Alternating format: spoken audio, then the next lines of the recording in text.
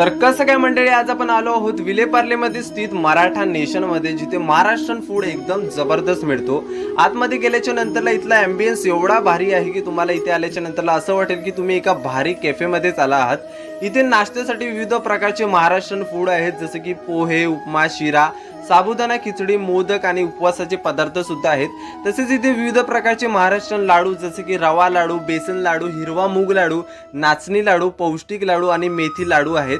तर लंचसाठी इथे विविध प्रकारच्या थाळ्या, बिर्याणी आणि भाजी सुद्धा आहेत। मग काय, आम्ही सुद्धा नाश्त्यासाठी इथली स्पेशल मिसळ मागितली, त्याबरोबर होत्या अळू वड्या आणि कोथिंबीर वड्या आणि थंडगार पियुष। तर छानपैकी मिसळच्या झणझणीत रस्यामध्ये कांदा टाकला, त्यानंतर वरतून फरसाण टाकली आणि लिंबू पिळला आणि मस्तपैकी पावाचा तुकडा मिसळमध्ये बुडवला आणि इथली मिसळ ट्राय केली आणि खरंच मिसळची चव एकदम भारी होती।